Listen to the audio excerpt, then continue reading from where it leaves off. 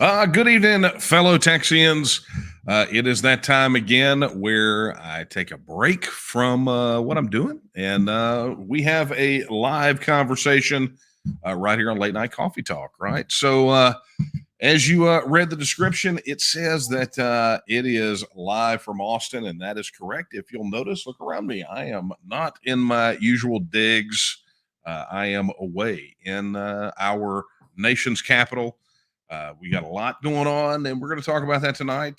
But in the meantime, let's go ahead and get kicked off. For those of you who just stumbled into this and have no idea what's happening, my name is Daniel Miller, president of the Texas Nationalist Movement, and this is Late Night Coffee Talk. It is that time in the middle of the week where I take a break from what I'm doing and grab yet another cup of coffee and basically decompress, talk about what's important in the TNM, what's happening, give you guys some insights.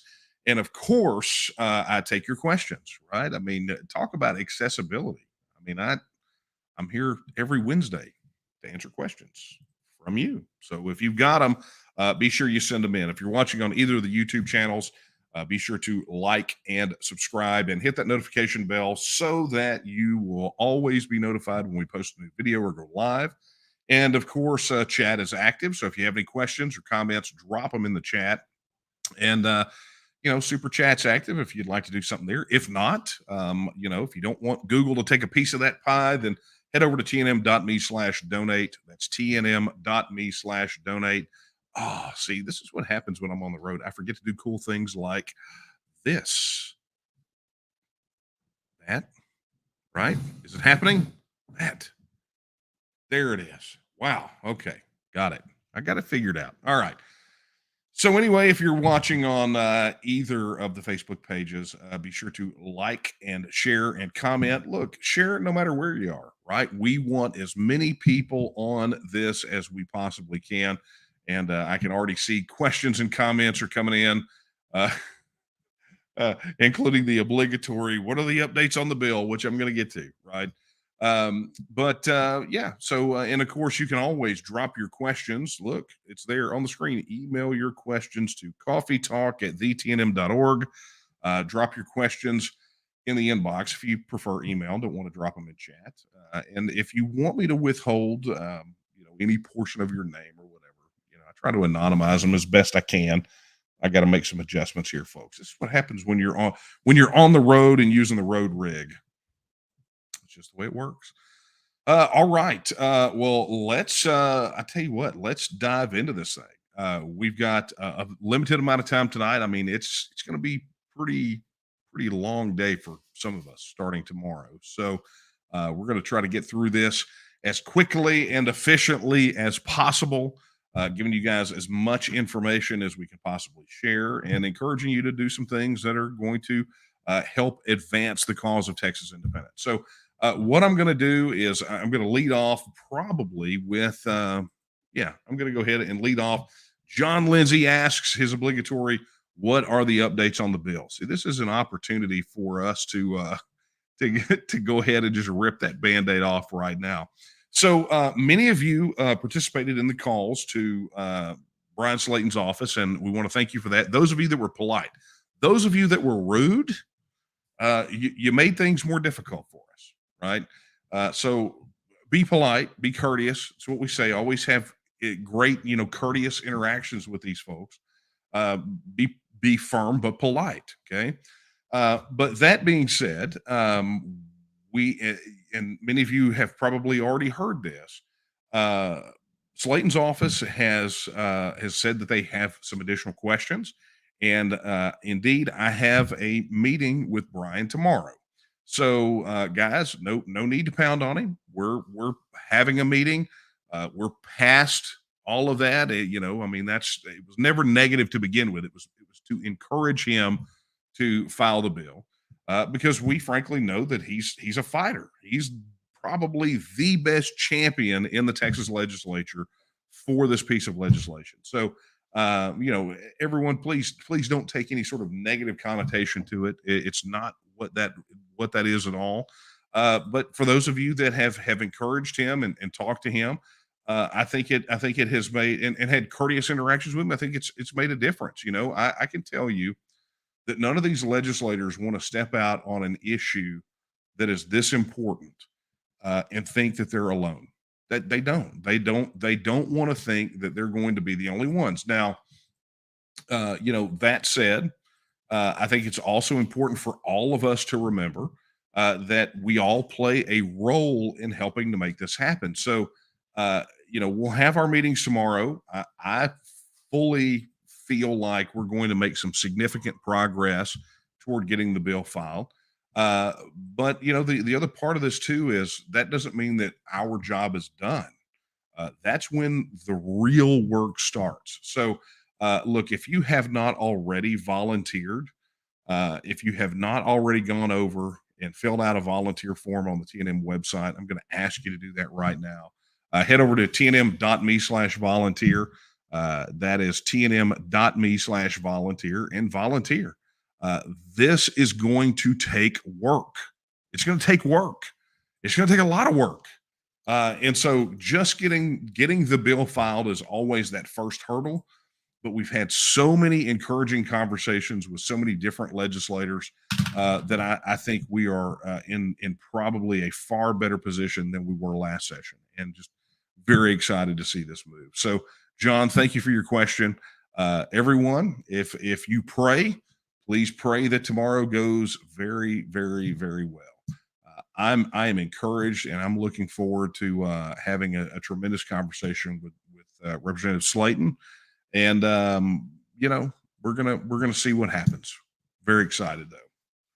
All right. If you'll notice, I'm not my normal bombastic self because I'm in a place with other people, and if I get very shouty, I'm gonna get some sour looks. Maybe. It's kind of echoey in here, isn't it? It's very echoey. Wow. Weird. Okay, let's get down to let's see if there's any other questions really quickly before I move on. Um, John has a follow up, and then I'm going to get to sort of what's getting ready to happen over the next week, next 7, 8, 9 days that we're on the road. John says, "Do you see independence or national divorce being brought up at all during CPAC this weekend?" I don't know. I don't. I will say that I would find it hard. I would find it interesting if it was not brought up. I think it should be brought up at some point, but there's no guarantee. You know, the CPAC, for those of you who don't know, is essentially a conference for conservatives, and I will tell you, the national divorce thing has split, has been a very clear litmus test, and has split a lot of these conservatives. I think conservative rank and file are um, overwhelmingly in support of it. I mean, the Survey USA numbers showed that. Uh, but you know, the bottom line is that the sort of establishment folks that are allegedly rebel conservatives or whatever you want to call it are not necessarily fans of it. And I think it probably has an awful lot to do. I think it has an awful lot to do with sort of these guys building their little kingdoms and their power base. I mean, that's just me, you know. And that this honestly goes back to, if you guys don't remember, I believe the interview is on our YouTube channel where Steve Bannon made some comments about people like us, and I got a chance right, you know, to interview on a different show on that network, pretty much right to his face, and rebut all of the same things that he's regurgitating right now over national divorce. That said, if you did not see the article that hit Newsweek yesterday, was that yesterday? Newsweek article, yeah. So there was an article that hit Newsweek yesterday where we were featured, and they carried my remarks on the issue pretty much verbatim. I mean, they didn't whop or chop it hardly at all. And then there was actually a second interview with a different Newsweek reporter this morning, right before we headed out to Austin, where it was supposed to be about 15 or 20 minutes, and the thing lasted probably about an hour.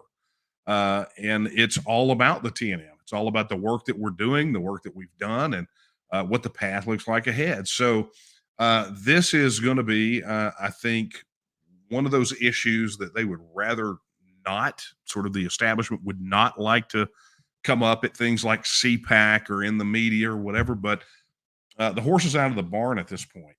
We can tell by the numbers of people that are registering support, the traffic that we've had on the website. There has definitely been uh, interest on the media side from it. It has definitely created some additional conversations, but we do what we've always done, which is continue to grow. So, anyway, yeah, I mean, I think the topic, John, is going to be in the minds of an awful lot of people. Um, all right. So I tell you what, let's talk about let's before I get to any more questions, let's talk about what's going on this week. Why I'm in Austin, and all the things that are taking place.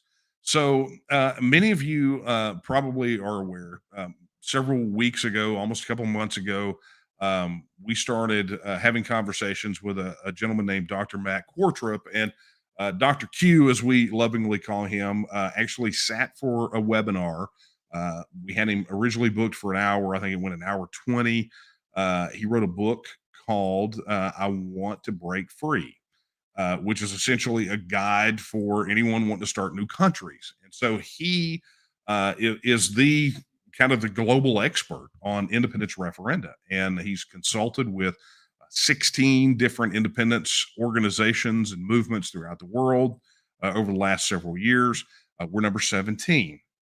And so go back, and I would encourage you to go back and read or watch that webinar and definitely get a copy of his book. And one of the things you're going to see as you look through and read his book is that it essentially validates our strategy, right? He's writing that book from all of the examples where he has had personal experience, all of the academic study that he's done, and what he says in the book validates our approach. It validates our tactics, it validates our strategy, it validates our path.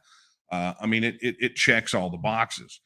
So much so that when Dr. Q and I actually did a deep dive on the TNM, we spent, I don't know, several hours on the phone one evening, because you have to remember he's currently a visiting professor at Australian National University, so the time zone thing is a problem. But he, when when I ran down our history and everything we were doing, how we were organized, what our approach is, he came back and said, "Well, what do you need me for?" To the point that it was again validating what we are doing and the direction that we're going. Well, good news, and one of the reasons that I'm in Austin is Dr. Quartrup is here in Texas. As a matter of fact, Kara, Nate, and I picked him up from the airport just earlier this evening, late afternoon, and got him over to his hotel. He's going to be speaking at the University of Texas tomorrow.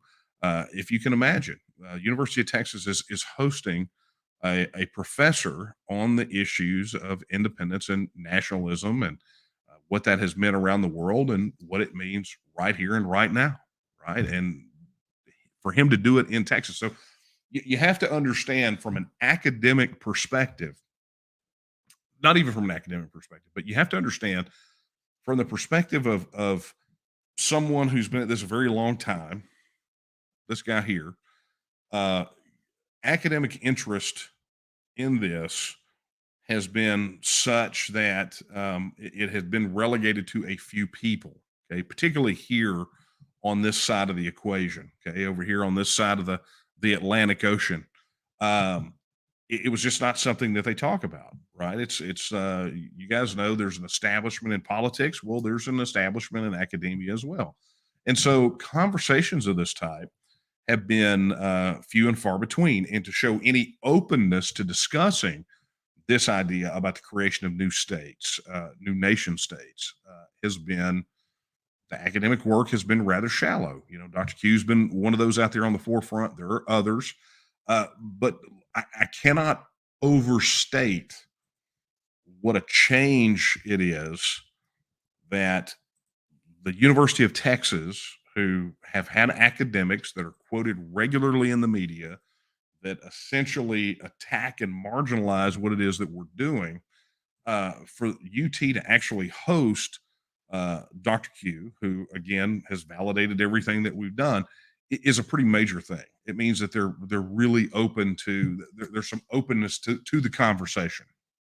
And That's you guys all understand how this starts. I mean, you came to the TNM probably through a conversation, right? Whether it was you with someone else or one on one, or you came to a meeting, or what you may not even realize is a conversation. You saw what the TNM is doing. You visited our website. You read about what we were doing. I mean, none of us were hatched into this, and it all began for most of us with what is essentially a conversation, whether it was between one to many, or you by yourself reading what we're putting out there. That's a conversation nonetheless. So it's huge.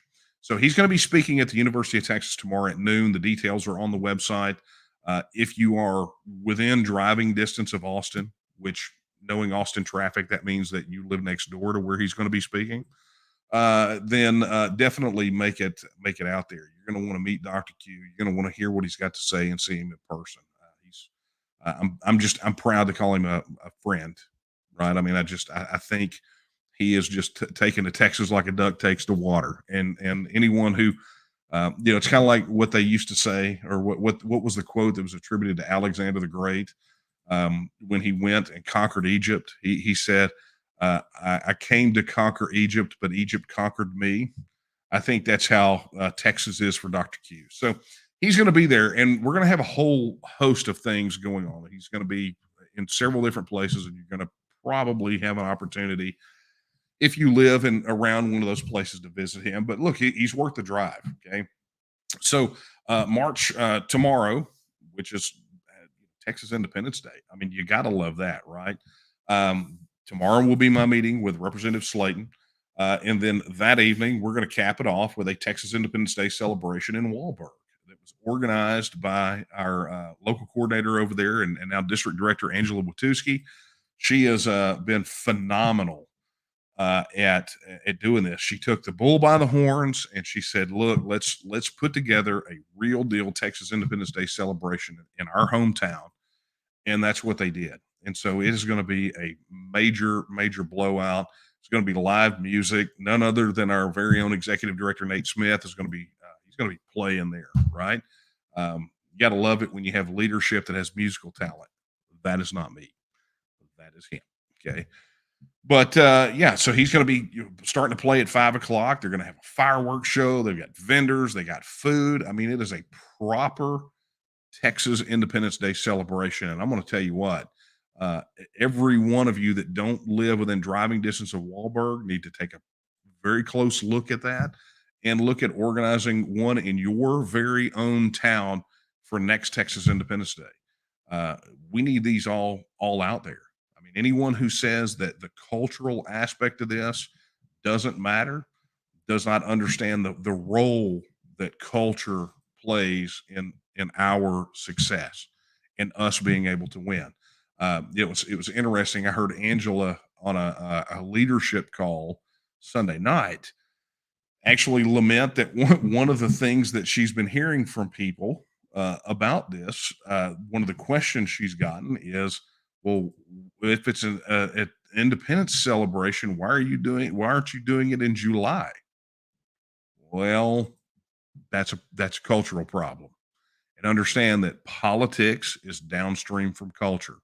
It's one of the reasons that you've got all of these folks from the federal side and the neo-Marxists going to attack culture, because if they don't win this generation, they will own the next.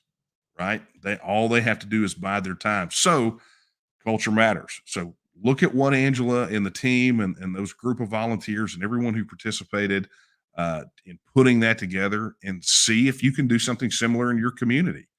The culture, I don't want to beat a dead horse here, but the cultural aspect of this is huge. It's something that when in that aforementioned long conversation I had with Dr. Q, that we talked about, and its role and relevance throughout history related to independence. And if you don't have that sort of cultural identity, it makes political independence so much harder, right? It doesn't political independence doesn't make sense unless you establish that cultural independence and that cultural identity.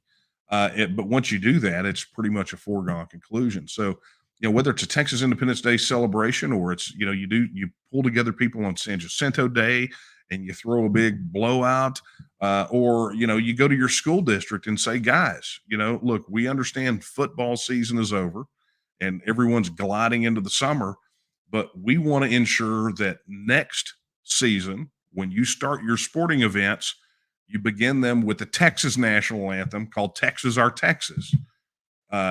Things like that. I mean, they make a big difference. Visit your city council meetings and your county commissioners courts and make sure that they're kicking those meetings off with the Texas pledge, right? If they're just doing that Bellamy pledge, that's a problem, right? But that's how we change the culture is we insist that our culture be represented and we represent for it. That's how you make that happen. So look, we're gonna be doing that. We're gonna be heading over to Wahlberg. So if you are within driving distance, which Wahlberg is much easier to get to than Austin, okay, than wherever where Dr. Q is going to be at the UT. But head over there. And the word that I heard from Angela was you may want to get there a bit early because parking is probably going to be a problem. I mean, they've got dozens of vendors. I mean, it is a family friendly event celebrating Texas independence on Texas Independence Day. You got to take advantage of it, right? I mean, you just got to do it. It's so great. Oh man, I'm gonna tell you what. I gotta adjust this camera. This thing's driving me crazy. It's crooked. Sorry, guys. This is my challenges with the road rig. Just things. Okay. So anyway, so that's tomorrow. So literally, we're a full day in to the schedule, and it's just been, and who knows? Maybe I come out of the meeting with Brian tomorrow with a big announcement. Who knows? Who knows what can happen? I don't. I but I have suspicions. I just don't know. But anyway, so look, we move on from there, and the next thing on the the next thing on the agenda that we've got is going to be on. Let's see. Let's think about this. Why don't I have my calendar pulled up? I should have done that ahead of time. Boy, I feel ill prepared. That is so sad.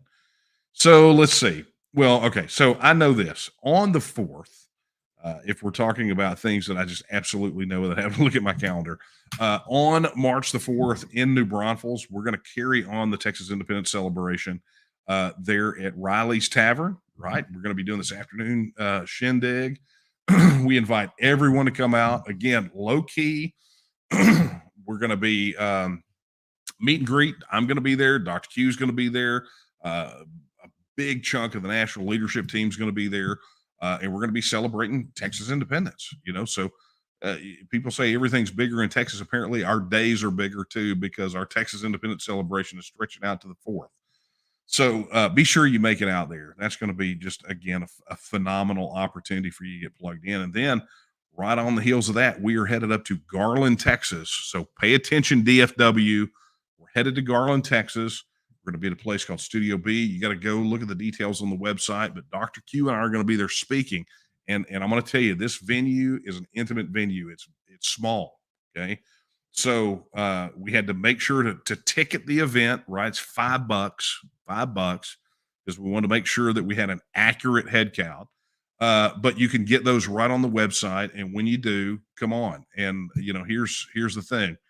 If you show up out there, you may still be able to get in, right? I don't know if we're going to be sold out or not. You're going to want to watch the quantities, the seats available on the website. You may still be able to get in, but you're going to want to see it. Dr. Q and I are going to get up there.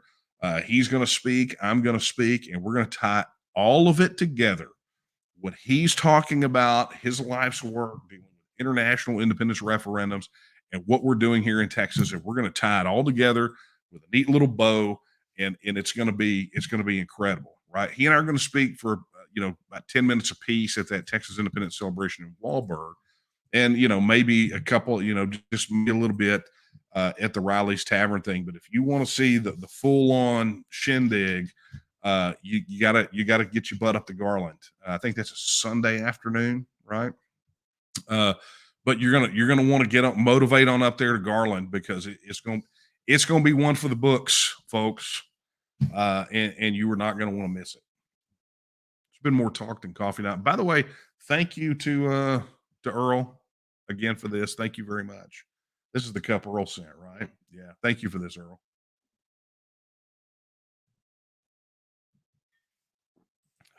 Coffee talk.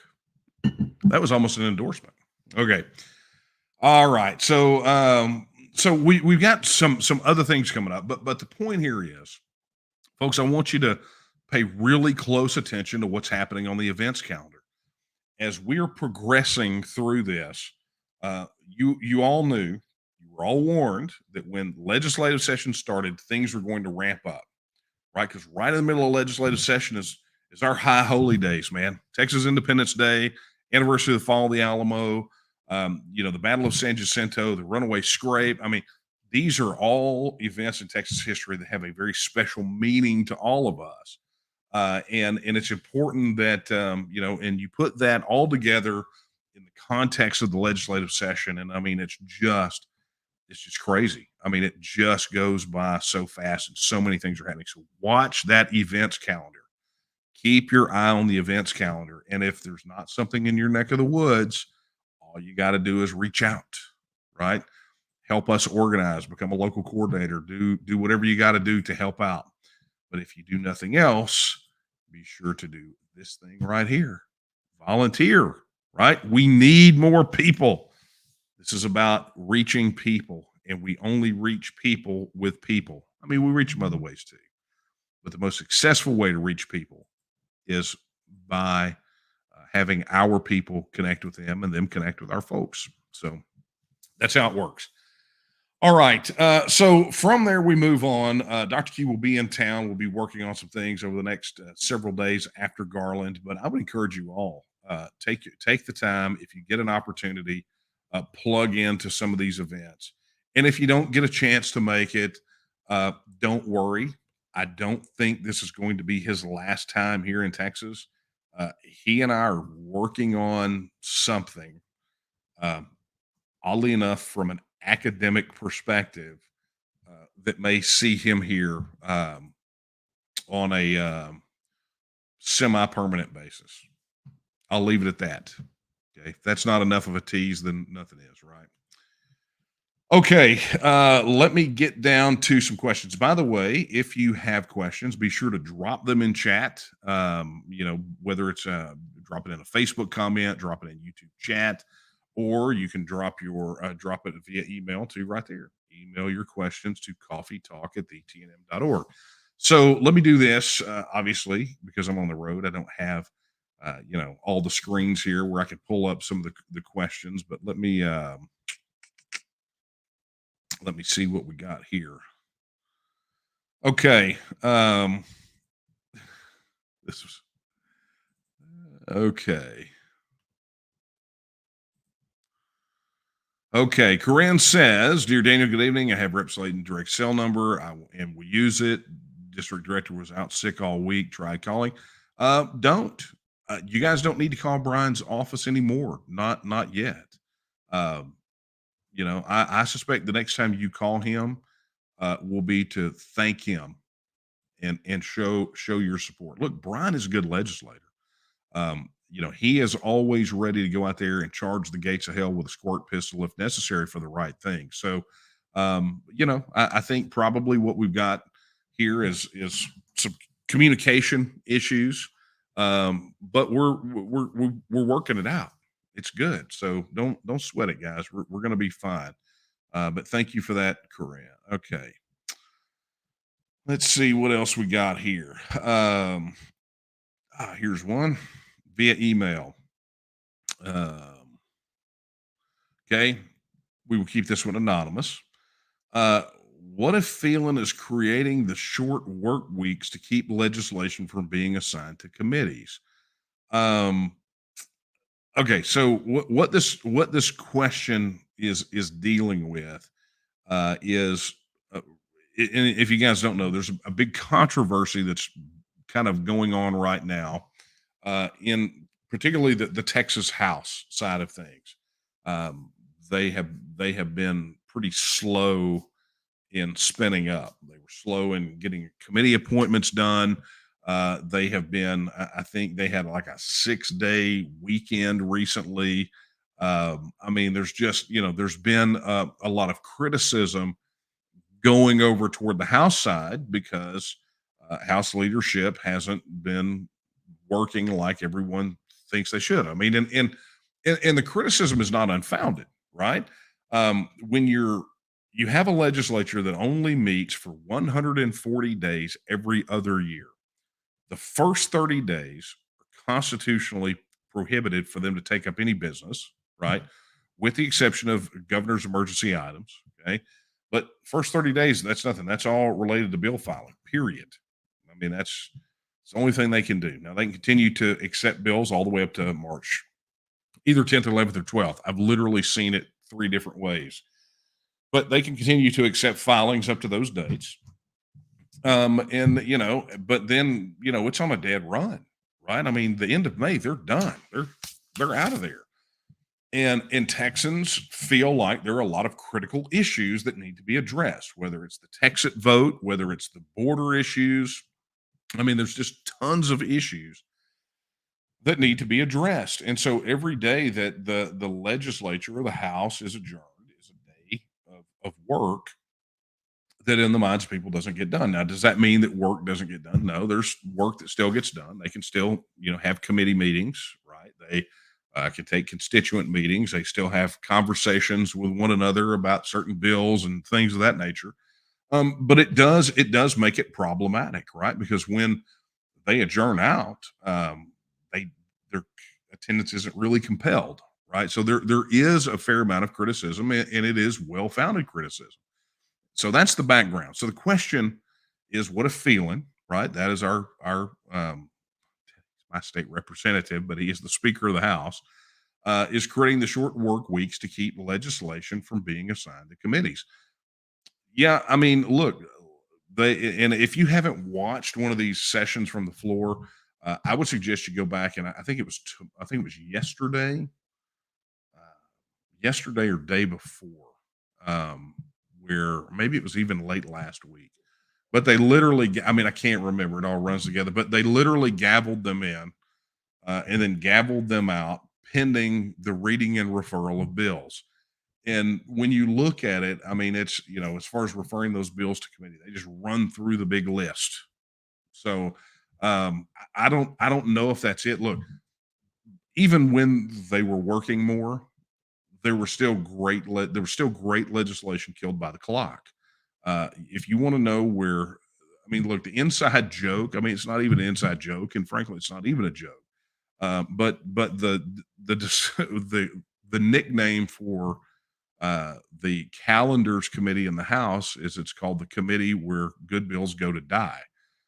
That's where they stymie. That's where you need to be looking.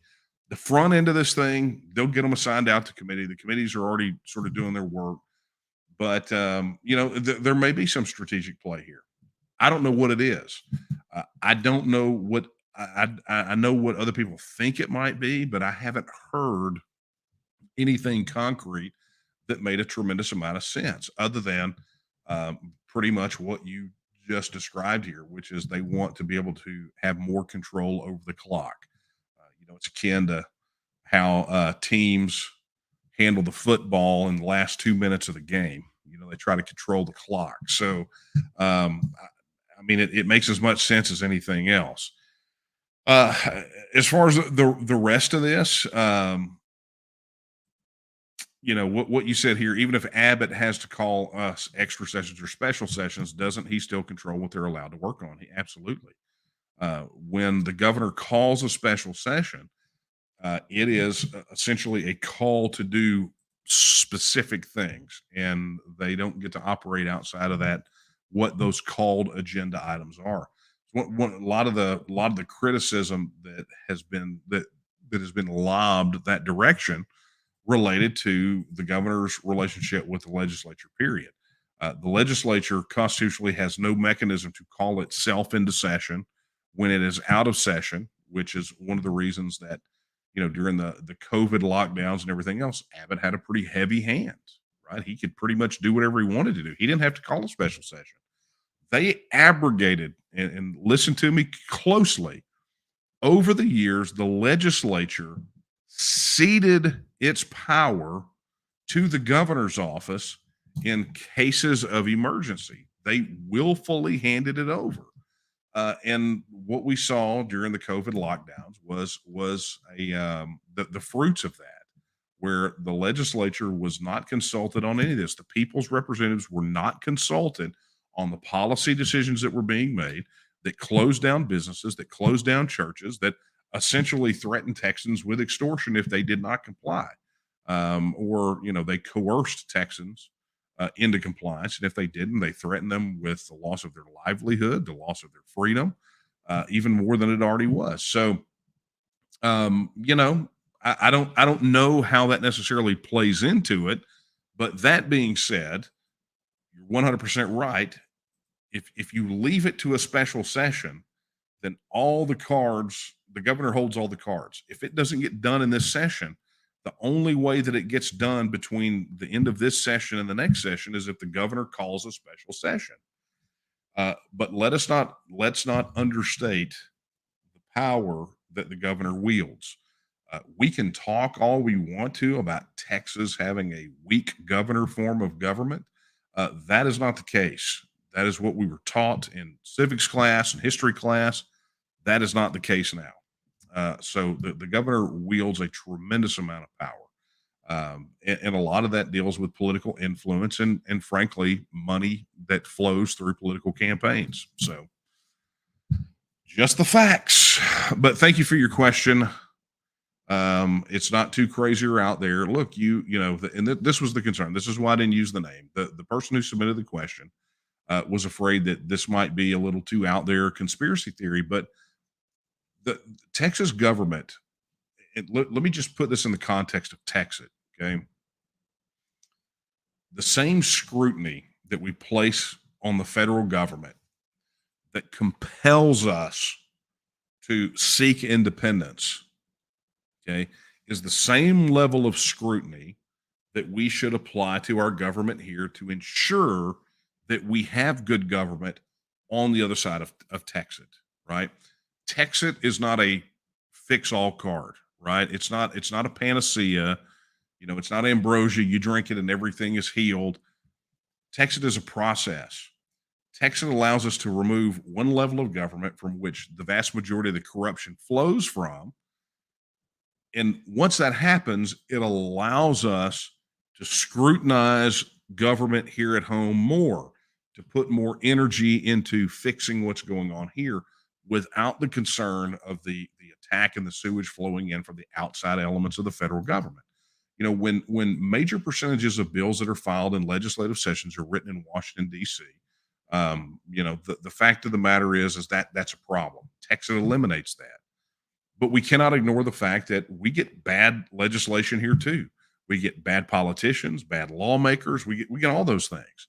But understand, when you're fighting a two-front war where these guys are supplying these guys and they're feeding off of one another, then you have to take one of them off the board. And the one you take off the board is the federal one, because that's one vote away, right? Boom, that's done.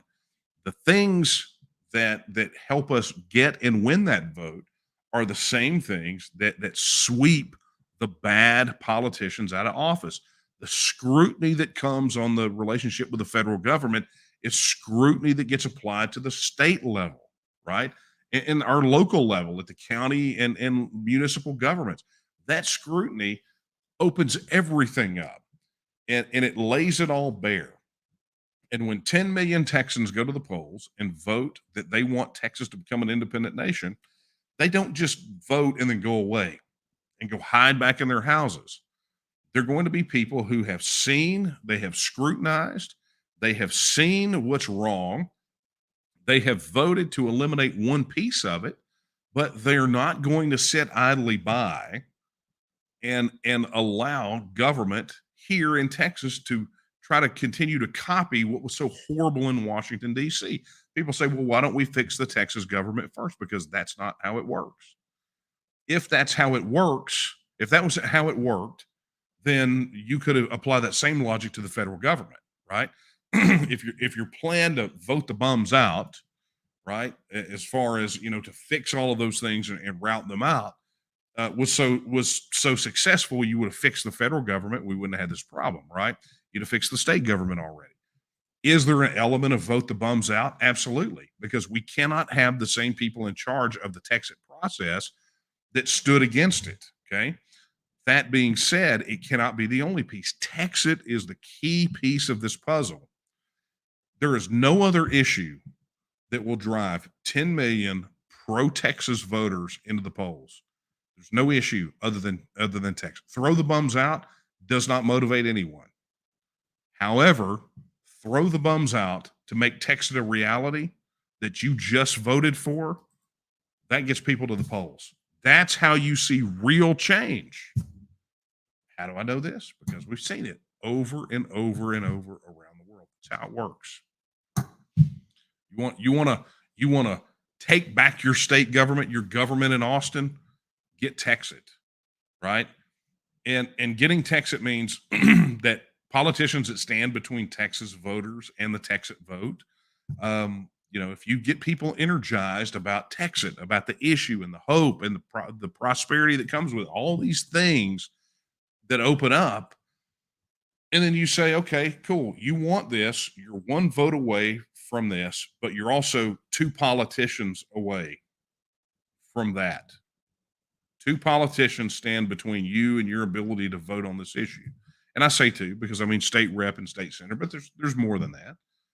But that's how it works. That's how you've got to couch it to these folks. All right, let me see what we got over here question wise. I think we got a couple, and I am game for answering them because I'm going to need to get more coffee here pretty soon, I think. Let's see. Oh, no, I'm in much better shape than I thought.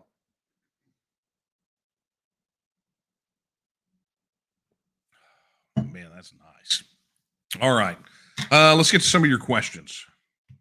Boom. All right. Okay. That avatar looks suspiciously like a cat that I used to own. Did you steal my cat? Okay. And let's be honest, does anyone ever really own a cat? By own a cat, I mean the cat used to hang around my house and take my food. Okay. Thoughts on the progress for certain counties in Oregon getting closer to becoming members of Greater Idaho? And do you think it could help advance progress for the TNM and gaining support for Texas? That is an interesting question.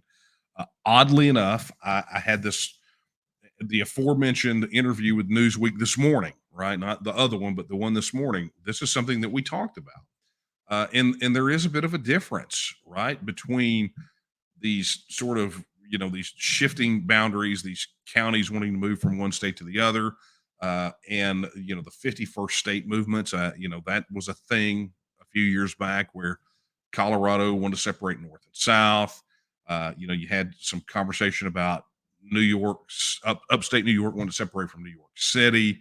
I mean, there's just Michigan. I think that conversation was there. They were having some conversation there. The Upers wanted to separate from the rest. You've had the conversation about splitting California into 2 states, 3 states. Splitting it and having one stay in the U.S. and one leave. I mean, all of these. Okay, so all of those stand a little bit different than what we do, right? Which is independence. It's what New Hampshire's doing, right? With the New Hampshire in the Foundation for New Hampshire Independence and the New Hampshire Independence Pact, different than what the Cal Exit movement is doing. It's or the Alaskan Independence Party, or the spinning up Flexit, or what Alberta's doing in Canada, right? These are legitimate political bodies, polities, if you want to call it that. But they're states, they're recognized, and that's a whole other conversation we can have. It's way more academic than we need to have tonight. But the point is they are existing political entities. They are states, or in the case of Alberta, a province. I even left Puerto Rico out, but they are recognized entities. Okay. And as such, they have every right to stand up, become independent, self-governing nations. And within the states of the United States, there's definitely a way to make that happen. You have a vote, you deal with constitutional, statutory, international covenants, treaties, and agreements, and the negotiated issues. It's well within our rights, et cetera, et cetera. And what that does for states that seek independence is gives them total control of their destiny. The challenge with movements like the Greater Idaho movement. This is not. I'm not being negative, so I don't want any hate mail about this or any of these 51st state movements is it ignores the elephant in the room, which is the greatest source of the erosion of our rights, the absolute wrecking of our economy. All of those things is the federal government, right? So sure, Oregon counties can move over to Idaho. That's great. So now they pay their taxes to a different capital, their state taxes to a different capital, but they're still suffocating under 180,000 pages of federal laws, rules, and regulations administered by 2.5 million unelected bureaucrats, right? Being in the federal system still is part of the problem. Now, granted, those Oregon counties may feel better represented as part of Idaho. When you have, say, California, if California, that discussion about California splitting is not even in the cards, but you take what they're talking about in New York or Colorado, these 51st state movements. Sure, okay, well, you maybe you have better representation in state things, but at the end of the day, that relationship with the federal government is going to continue to spiral out of control. You're going to continue to have your rights and liberties eroded. You're going to continue to have money stolen from you in the form of federal taxes to be spent on programs that you don't want, right? That you didn't vote for. You're going to have your destiny dictated by a bunch of people that are not you.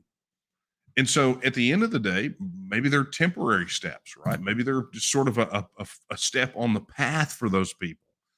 But for Texas and many other states, the fact of the matter is that we have the ability, we have the right, and we absolutely should put the question to a vote, and let the people of Texas decide that they want to reassert their status as an independent nation.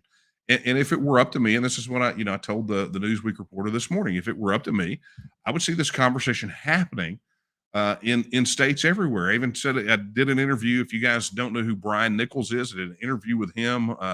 He's got a YouTube channel, phenomenal blog, just a great all around guy who understands exactly the material that we're talking about here from outreach and that standpoint. But what I told him was, and then I told the Newsweek reporter, if it were up to me, every state would be having this conversation right now because it is an important conversation to have. We all need to be asking ourselves if the status quo, which is a myth, by the way, there is no such thing as status quo. But the thing that we need to be asking ourselves is, are we currently being best served by our current political and economic relationship? If the answer is no, then you got to do something about that. We know that reform is not the answer. Fixing the system is not the answer. The system is terminally broken. The federal system is. You have no way to fix the federal system the way that it's structurally comprised.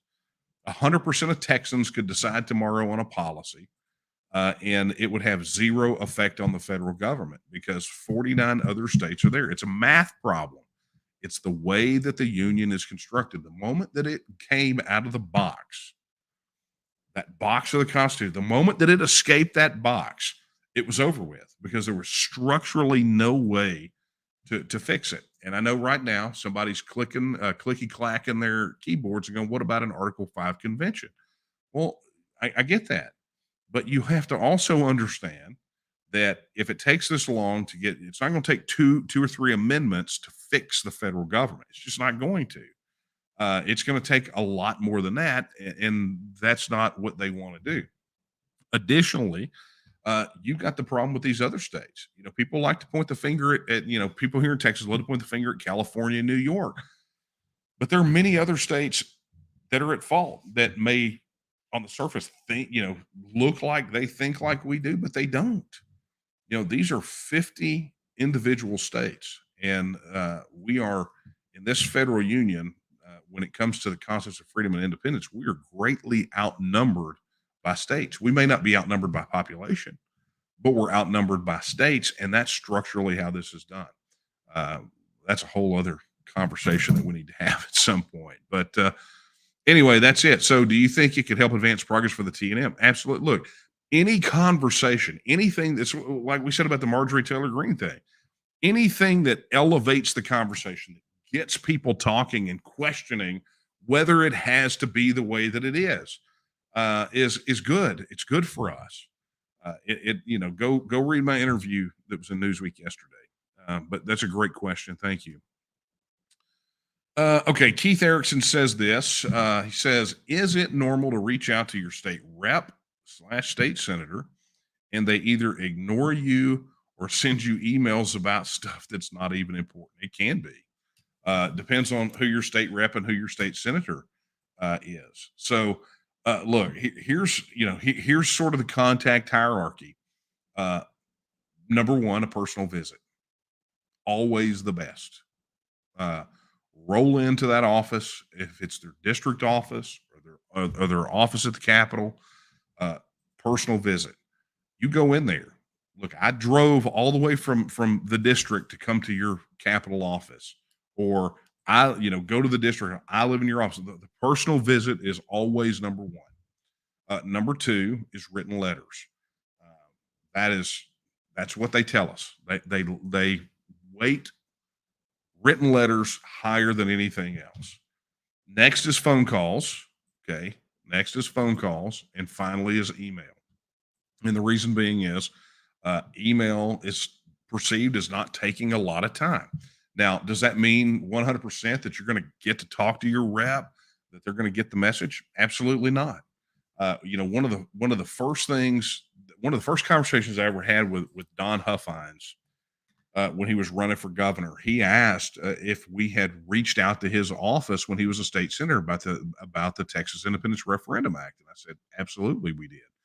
We reached out to every office, and he said, I never heard about it. And I said, it's the gatekeepers. And he said, yes. He says sometimes they don't tell us things that we probably wanted to hear. Other times the gatekeepers are there as a matter of convenience. So, the bottom line is, out of that contact hierarchy, the other part that you need to keep in mind is you need to develop a relationship. When you call, you ask who you're speaking with. When you visit, you get names, you make notes, right? You show that it matters to you. So you begin to deal with a specific person every time you call or every time you visit, and you develop a relationship. And eventually, what that's going to do is it's going to get you a seat. Now, I'll tell you the other thing that works too is showing up in groups, in person, showing up in groups, get constituents, right? People that live in that district together and say, look, there's a group of us, 20 of us that want to come and meet the state rep or the state senator. This is, and we want to talk about this particular issue, or we'll talk about the issue when we get there, but we have a concern and we don't feel like it's being addressed. And if you're not hearing back, let them know. If you have reached out repeatedly and said, look, I've heard nothing back, you tell the staffer that. Look, I've reached out repeatedly. I'm getting nothing back except for emails or, form letters about things that I didn't reach out about. And I'm pretty upset. And, you take it from there. All right. Well, guess what, folks? We are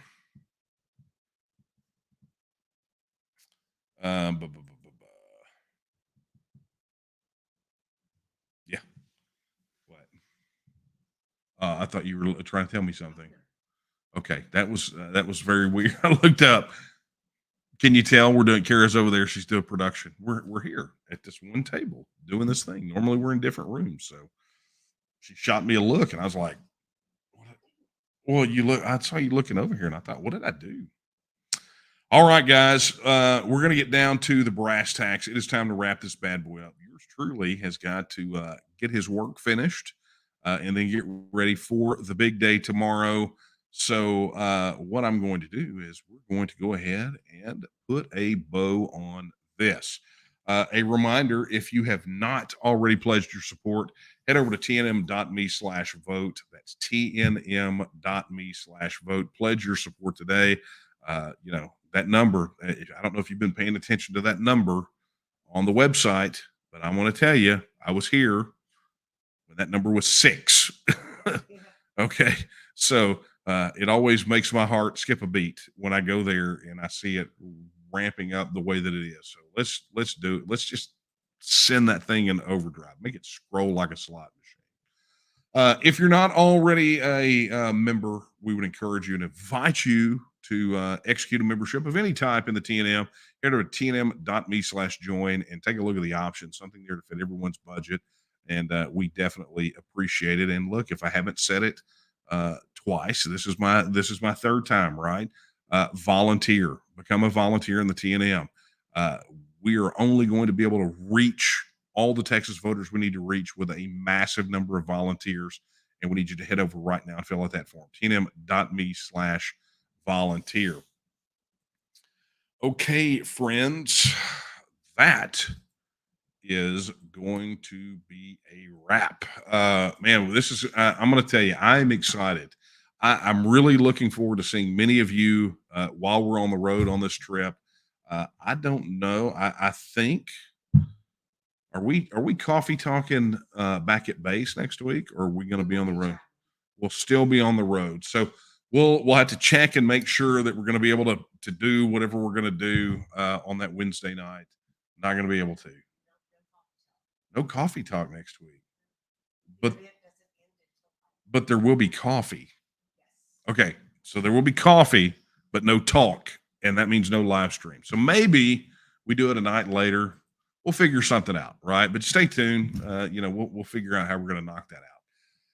Okay, my friends, in the meantime, I'm going to leave you with the words that I leave you with every single solitary time we're together. They are not my words. They're the words of Sam Houston when he said that Texas will again lift its head and stand among the nations. I believe that time is now, and the question is, will you stand with her? Good night, everyone, and happy Texas Independence Day.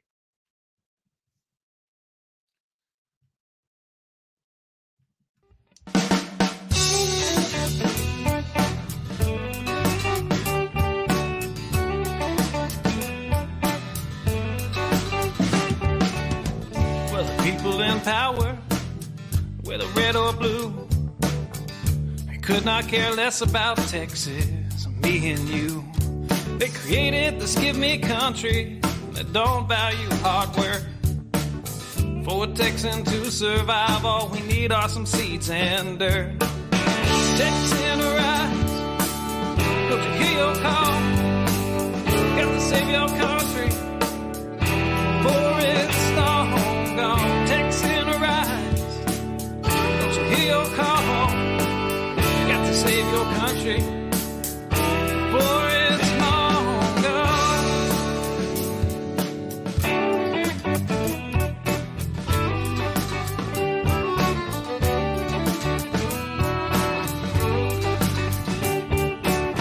We believe in family and we value our community.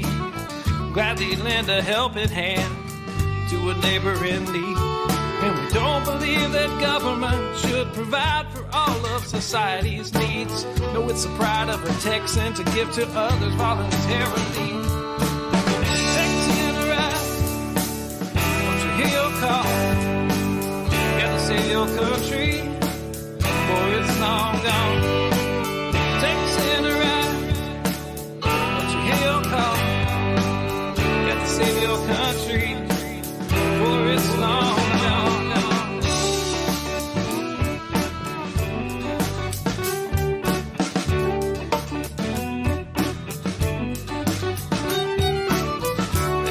Tax dollars, and they love our natural resources. They don't want to see us driving trucks, they'd rather see us riding horses. And now they want to ban our guns, especially the ones that look scary. But may I remind you of the Gonzales Cannon and the Alamo heroes we buried. Texas in a rise, don't you hear your call? We got to save our country before it's long gone. Texas in a rise, don't you hear your call? We got to save our country before it's long gone.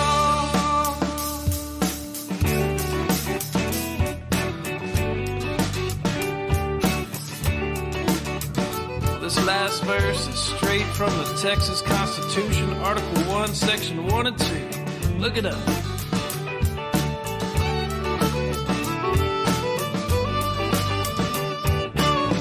Texas is an independent state, yet presently we suffer. We no longer possess the right to locally self-govern. And now it's time as a people in which all political power is inherent. And in such manner we find expedient, we reform or abolish our government. I said, Texas in a rise, don't you hear your call?